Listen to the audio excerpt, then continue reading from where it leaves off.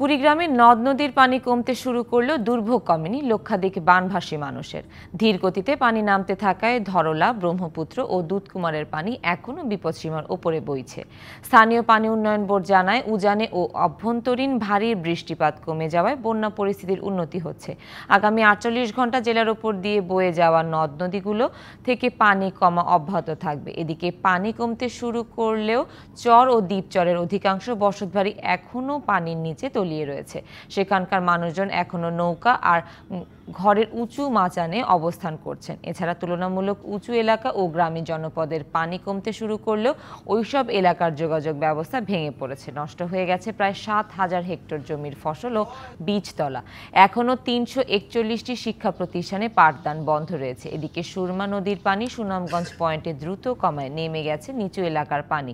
এই নদীর পানি এখন বিপদসীমার ৪৩ সেন্টিমিটার নিচে দিয়ে প্রবাহিত হচ্ছে। তবে পৌর শহরের কিছু এলাকায় জলাবদ্ধতা তৈরি হয়েছে। এতে কিছু সড়কের উপরের এখনো পানি রয়েছে। ২৫০টিরও বেশি ডিজাইন অপশন নিয়ে ওয়ালটন স্মার্ট ফ্রিজ, বোঝে আপনার প্রয়োজন। কুড়িগ্রামের বন্যা পরিস্থিতির খবর জানাতে আমাদের সাথে যুক্ত হচ্ছেন সহকর্মী ওয়াহিদুজ্জামান তুহিন। কুড়িগ্রামে তো নদ নদীর পানি কমতে শুরু করেছে, যারা বানভাসী আছে তাদের দুর্ভোগ কতটা কমেছে জানাবেন?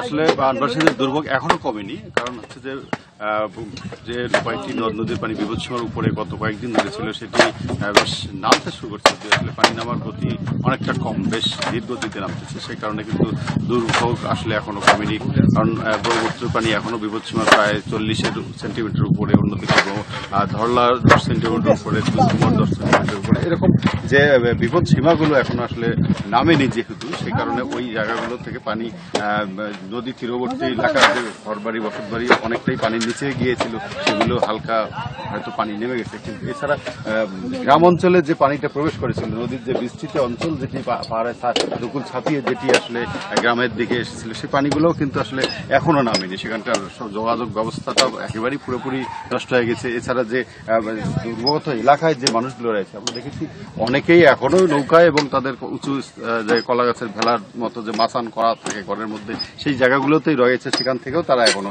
ফিরে আসেনি। আর যে কিছু মানুষ যারা ছিল, অল্প সংখ্যক মানুষ যারা আশ্রয় কেন্দ্র সহ উঁচু বাঁধে আশ্রয় নিয়েছে, তারাও এখনো সেই জায়গায় রয়েছে। তো যেখানে তাদের যে দাবি ছিল, আসলে তাদের মজুদ সামান্য পরিমাণে থাকলেও তারা আসলে রান্না করে খেতে পারে।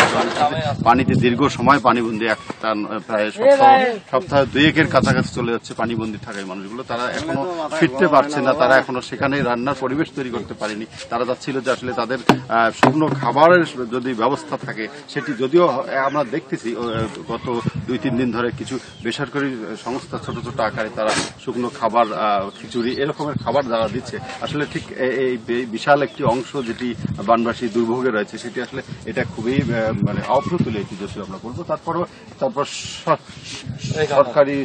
সরকারি বেসরকারি ভাবে কিন্তু আসলে চাল সহ অন্যান্য কিছু পণ্য যেটি দেওয়া হচ্ছে মানুষকে, সেটি আসলে কিছুটা হলেও কাজে লাগতেছে বলে বানবাসীরা জানাচ্ছেন। তো এই ছিল কুড়িগ্রাম থেকে আমার কাছে।